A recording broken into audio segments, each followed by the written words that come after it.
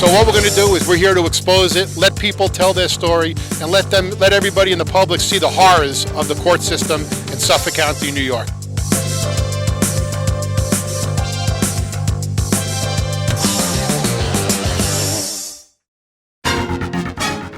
Long Island Backstory. Long Island's news alternative to the Newsday Cablevision news monopoly. With Chief Correspondent Gary Jacobs. I'm Gary Jacobs, and welcome to another edition of Long Island Backstory, where we shoot at Cablevision Studios in Hop Hog. This is part 2 of our series on Jeffrey Deskovic, a man who was wrongfully convicted for rape and murder, spent 16 years in prison, again for a crime that he didn't commit due to prosecutorial misconduct, judicial misconduct, and really the jury not doing their job. You'll see some pictures on the screen of Jeff being arrested. You'll see this is a 16-year-old kid. As you can see sitting here now, we have a grown man, but at the time he was 16 years old. So we're going to take off. We're going to take off where we left off the last show, which was where your appeals. You were going through the appeals process, and you've lost all of your appeals now. They've basically been rubber stamps for the lower courts. They absolutely did not give it the time and the concentration that you deserve and that legally you're entitled to. So now you run out of all your appeals. You're sitting in jail after, it's 11 years at this point. What do you do? Well, I know the only way the court will let me back in, is if I find some previously unknown evidence of innocence. So that means I have to find an attorney and an investigator who will take my case for free and hope that they could somehow find something that wasn't known. Right. So that means you need an investigator. They need to investigate it. Yes, exactly. And you have no money. You've been in jail since you're 16. Exactly. And you don't come from a rich family. I do not, and none of my family didn't have money either. So I wrote letters basically for 4 years. And to who? I wrote large law firms. I wrote reporters. I wrote faith-based organizations. I wrote nonprofit organizations that do free people. I wrote anybody who could help me either directly or indirectly. If there was a line of reasoning or rationale that I could come up with, I wrote, and I made sure I always pointed it out. I never presumed that they understood how they could help me indirectly. Right, okay. So I wrote letters and didn't get responses really for 4 years, and then people just didn't respond at all? Yeah, mostly they just didn't respond at all. Wow. And then I went to the parole board, and they slammed the door shut on me. Because you didn't admit to doing the crime? Yes, that was pretty much it. That was pretty much it. Okay. Yes. So I have a chance encounter in the mail. I was writing a book author in care of the publishing company, but somebody instead opened the letter and sent it to an investigator who was working out of Colorado and Maine. So she wrote me back and just said, look, you're too far away for me to work on your case directly, but I'll help you network to the substantive legal services. So she got the Innocence Project to take my case. Had you written them previously? I did. I wrote them back in 92, 93. But the way that they were doing the working on cases was they would just take the crime scene DNA evidence and compare it to a particular suspect, and when it didn't match, go back to court and say, hey, this is something new you guys didn't know about. The court would overturn the conviction. Right. That wasn't an option for me because the DNA was known. Right. So you might, if you want to look at it in a perverse way, you might say that I was excluded by the DNA too soon. Right. Yeah, so they rejected me back then because of that. But the investigator told me that with DNA technology advancement, the prior denial was irrelevant, so write them again. So I did. She lobbied them, and she got a bunch of other legal professionals to write letters and lobby them, get them to take my case, which ultimately they did. Now at that point, the district attorney, that was Janine Pirro, she had left office, so her successor allowed me to have further testing, which Pirro wouldn't. And I wonder why Pirro wouldn't do it. Do you think she knew all along and didn't want to have this on her watch? It's her motivation is really, yeah, exactly. Somebody's in jail. Why? Run a DNA test. Especially considering, like in the Terry Chalmers case, which is another Westchester case, she agreed to the testing. She agreed to overturn the conviction based on the DNA. So that was the whole basis of asking her. I thought, well, this woman is educated. She knows what an exclusion. By the way, there's an old case on file where the DNA doesn't match me. Allow me to have further testing so I could get a. Now you're saying further testing. It didn't match you, so you wanted to test what? I wanted to retest through the DNA data bank. Okay, so now at the time when you were convicted, there wasn't such a thing. There wasn't such a thing. No, and the data bank would allow me to go from instead saying that it wasn't me to being able to say, look, not only was it not me, it was him right there. But that was still a gamble because what was the chances that the person actually did something again. Well, Although it I was think lightning. people who murder usually do it again, especially if they get caught. Right. So that was your hope. That was my hope, but nonetheless, you're correct. It was could've- lightning in a bottle. right, It was lightning in a exactly. bottle. But we didn't have we took the long shot, and the Hail Mary pass connected. So so they get the permission to run the DNA through the data bank, and what happens? It matched the actual perpetrator, whose DNA was only in the data bank because left free while I was doing time for his crime. He killed another victim 3.5 years later, who was a school teacher and mother of two. You guys raped her too? There was no rape with that, okay. just the murder. Wow. Which But you know, another it's- woman, these kids that's a grew life. up. These kids grew up, without a mother, and this woman lost her life needlessly, all Right. because the police didn't do their job the right way, all because the prosecutor engaged in misconduct, the medical examiner, the judge, I mean, to me, they have blood on their hands. Because Yeah, you know I what? Not think only so. do they have blood on their hands for what they did to you, Yes. you have to think about, first of all, she's convicted for one other person. Who knows if he killed anybody else? Exactly right. I mean, the chance that he, it's not unreasonable to think that he did it. So this Right. woman was murdered Yes. unnecessarily because you would have been in jail for your 16 or your 16 to life. Yeah, 15 to life, but yeah, at 16 years. You're right. Right, That's so- true. And the other thing, too, I want to point out is that, remember, there's no murder in Peekskill for 20 years, and now all of a sudden there's 2 murders in 3 years. Which we should've- know the kid we sent away, the Didn't do it. DNA didn't match him. Right. What, you mean to tell me it didn't cross anybody's mind? Well, let's check the DNA against him. And to top it off, we both had the same prosecutor, so you can't convince He me. knew about it too. You It's- can't convince me that between the cops and the same prosecutor Right. didn't cross somebody's mind at Somebody. least once. Right, to say, hey, you know what? There's But too it much was- of a coincidence here, and I'm sure stuff probably matched the crime. Right. So it just, Similarities and Right, things but- like that.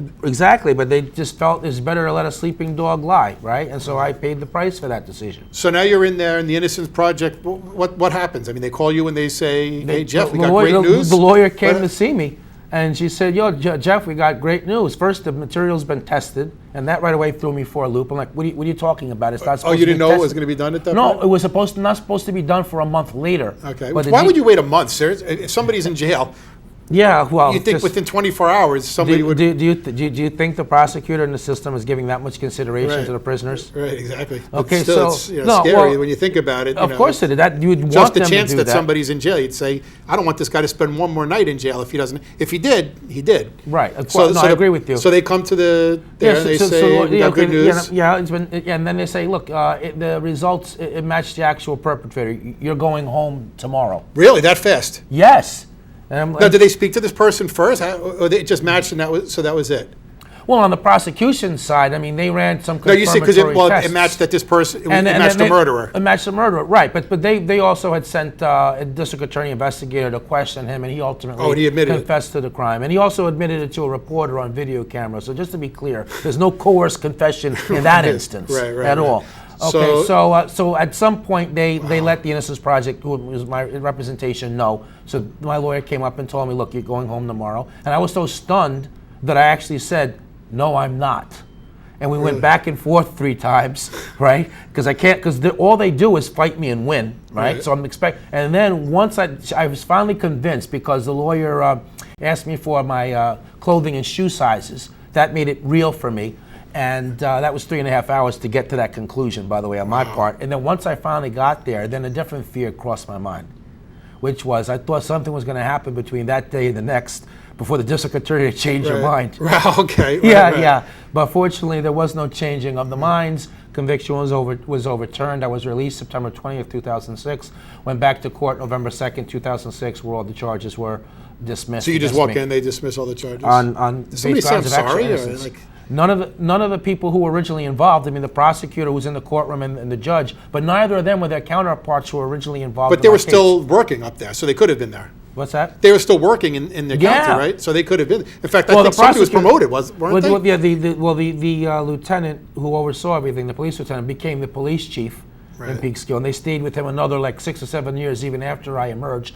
He should have been fired. Yeah, I agree. Well, there was, the newspaper that I wrote for at the time, the Westchester Guardian, called for him to be fired, but the mayor refused to do it. His justification was, I'm not firing somebody for something they did 16 years ago. While you were sitting in jail. Yeah.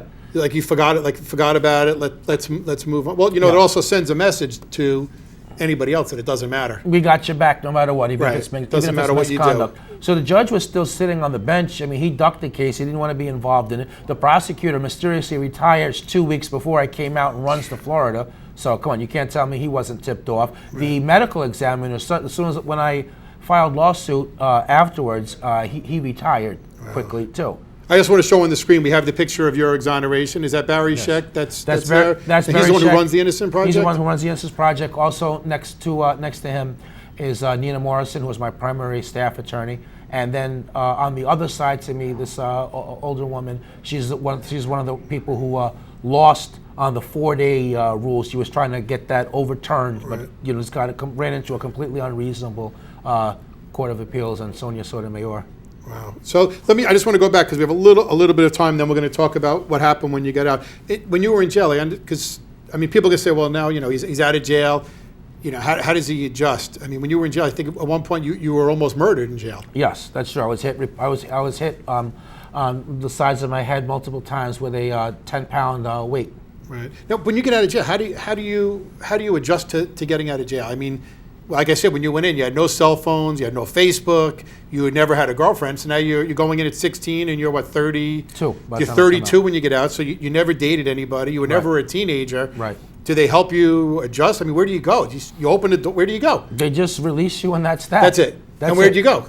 Well, yeah. So they have no money in your pocket. You have no training. No, exactly, none of that. So where do you go? I stayed a couple days with my aunt. Then I went to my mother's house. She had moved to a really rural part of New York. And you probably barely even knew everybody in your family. I did. That's right. I couldn't really relate to them. They'd really become strangers because I barely visited with. They barely visited with. So towards the end, I think you said that they visited the beginning, but then that faded. That faded. Yeah, the last 6 years. I mean, I used to see my mother maybe once every 6 months. Maybe I'd see a parent for an hour or two. Yeah, and then my aunt and uncle would come, and then they would disappear for 2, 3, 4 years, and then I'd see them again.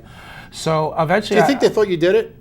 They all said that they didn't, but the weird thing, though, is that their belief in me didn't translate into them as trying to assist. So they weren't all writing letters and going to the press. You think everybody that. sort of just went on with their life? They did. That's exactly. So they say what that happened. they supported you, but if somebody really thought you were innocent, you would think that they would be writing letters all day and doing whatever they could. And looking up information that I couldn't get for myself. But going back, you're right. You would think that, but that's not really what happened.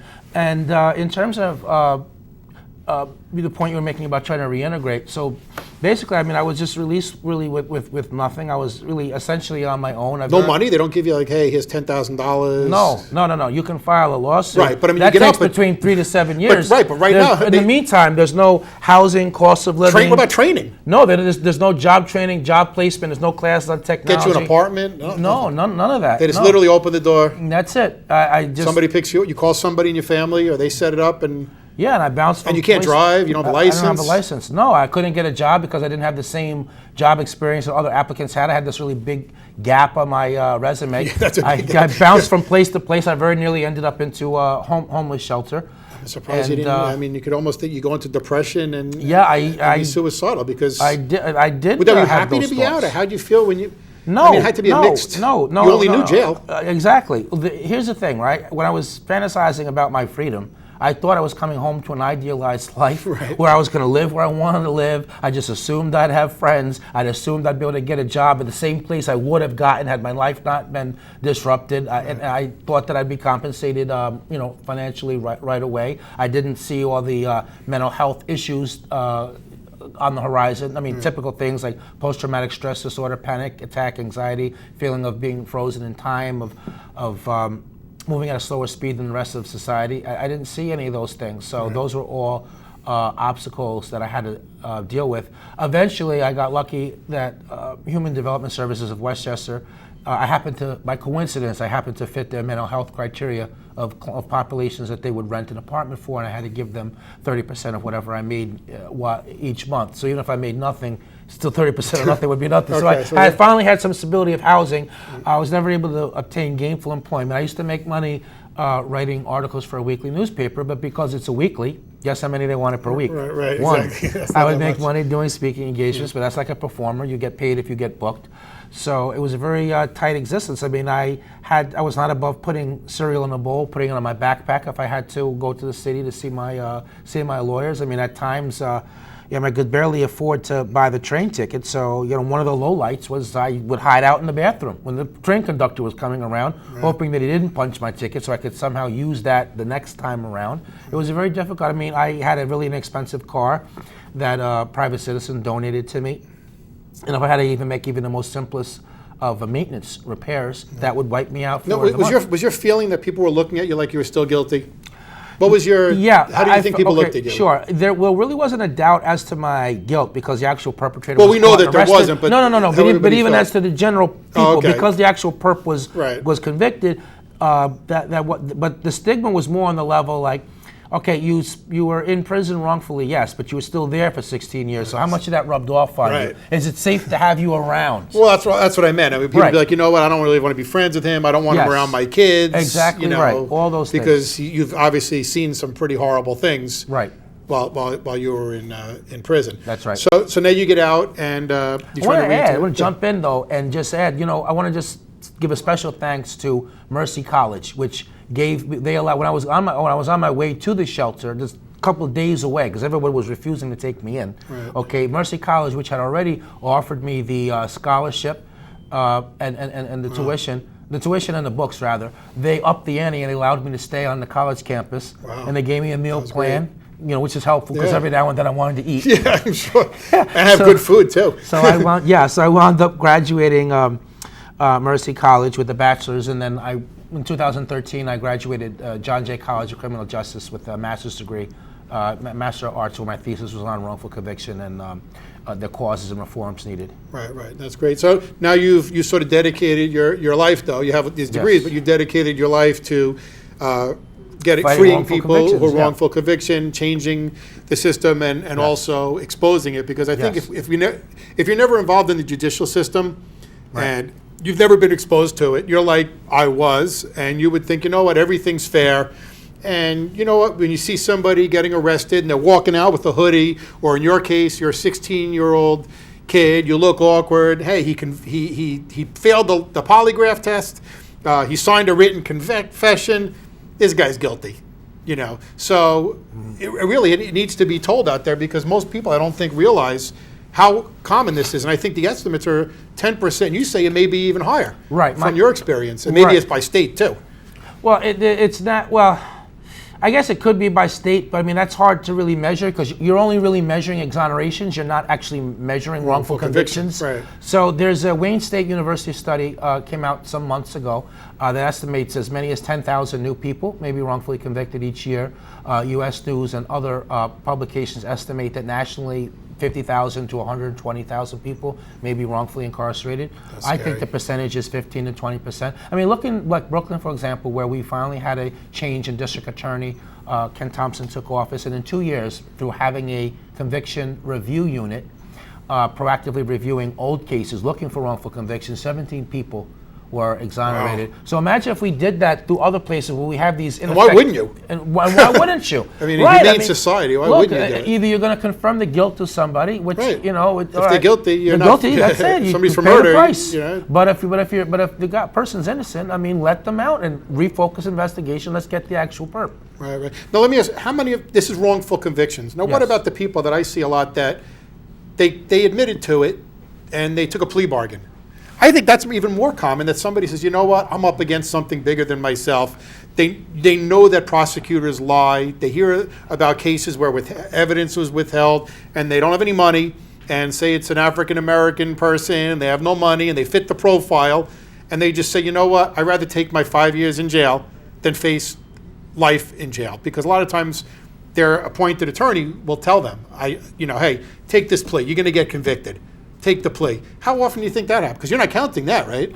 Well, some people have been exonerated that have pled guilty, but Judge Kozinski has estimated I'm sorry, Judge Rakoff, that 10% of wrongful convictions are caused by guilty pleas. And the scenario you're talking about is a friend of mine, Rodney Roberts from New Jersey, who was coerced into pleading guilty to a crime he didn't commit. The attorney told him, look, you're going to get convicted here, right, and you're going to get life in prison. Well, just take plead guilty. Yeah, you're going to be out. You're going to be out in 2 years. Right, take this 2 to 7. Right. Except that because he continued to maintain his innocence in prison, he did the whole 7. Then because New Jersey had a civil commitment law, he did another 10 years civilly committed before he was ultimately exonerated by DNA testing, and he was in fact African American. So the case in point of what you're describing in the generic. And that happens all the way down. I mean, Yes. I'm more involved even in minor crimes. in family court all the Yes. time. People go in and somebody files for an order of protection that's a fake order of protection, and they come out and they say, you know what,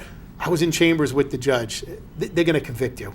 So you know what, just sign this paper that says that you did it, you're not really pleading guilty, you'll get the order of protection, and you're done. Well, what they don't realize is now they can get a violation for it, and the next time they go to court, if it's another false one, but they all build on top of each other. Well, he was already found guilty once before, so he probably did it again. And this happens all the time, that judges tell the lawyers in chambers, listen, they're going to be convicted. And a lot of times, like in your case, the lawyers, the prosecutors, they're all part of the same thing. They don't want to be the one to fight the judge, because a public defender, they may want to get more cases. You know, guardians or forensics may want to get more appointments. So a lot of times they just go with the flow. I want to agree completely with what you just said, and I want to add, a lot of people, they're just thinking about getting out of jail. They're not thinking about the collateral effects of having a conviction. They're not thinking about how that's going to make it hard for them to get an apartment. They're not thinking their job, and they're not thinking about their voting But Jeff, rights. it may not necessarily be wrong, because if they do go to trial and everybody's against them, it could be worse. It's a bad situation. It is a bad situation. We have to make it where it's fair, where people believe and truly are getting a fair day in court. Well, we're pretty much out of time, and it's very important that we talk about the Jeffrey Deskovic Foundation. That I know you did get a nice settlement. You went to court, and honestly, you didn't get nearly enough money, because how could you put a price tag on what you went through, going in jail at 16, coming out as an adult? There's no money that can do it, but I know you put a huge percentage of your money into your own foundation, and people can donate to it. We'll put the number on the bottom of the screen, and this is something that you can truly make a difference. I mean, if somebody would have donated money to fight for you, they could have prevented you from being in jail. So, you know, for this long, and really, you can make this is one of those charities that you can get involved in. You can meet the person. You've helped people get out, and I can introduce them to our work, and I want to share with our viewers that, far from this being some kind of device to put money in my pocket, it's actually cost me money. Well, that's why I wanted to get that. a point. It's not a money maker for you. No, absolutely, no. But it's a labor of love, Right. and the other thing I want to share. People think that making donations is something only the wealthy or middle class can do. Politicians raise huge amounts of money.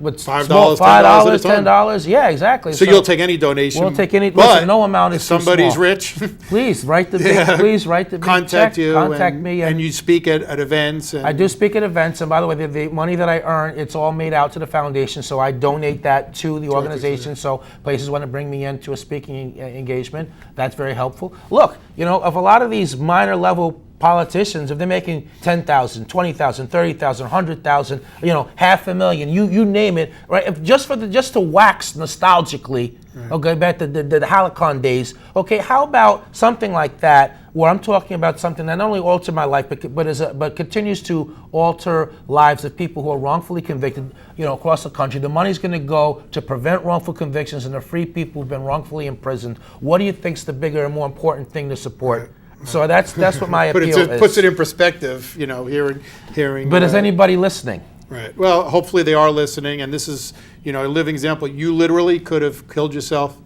You could, if they didn't take your thing, you may have killed yourself. You may have been killed, or you may have spent the rest of your life. You would have spent the rest of your life in jail if it wasn't for the Innocence Project, and of course they needed money too. So we'll put on the bottom of the screen all the ways you can reach Jeffrey Deskovic. He's on Facebook, he's on Twitter. Please share his organization. Our you have a website. Which Go is ahead. Deskovic.org, Deskovic.org. Okay, and please, again, you could also reach them if you forget those numbers. You can go to Long Island Backstory. You can send us a message, and we will put you in contact with Jeffrey Deskovic. Jeff, thank you very much for joining us, and on behalf of, I guess, America, the United States, I apologize for what happened to you, because I think if we sit back and don't do anything about it, we're all responsible. Thank you very And much. I apologize on our behalf. I really appreciate that sentiment. It means a lot to me. Thank you very much.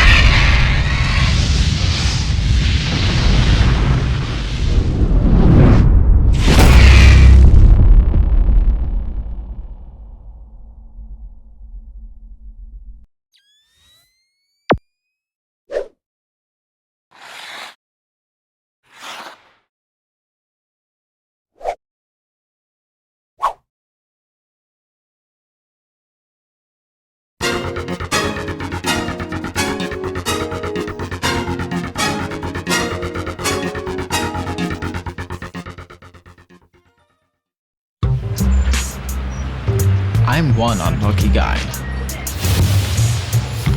The chance of being involved in a robbery is 1 in 757. The chances of being struck by lightning,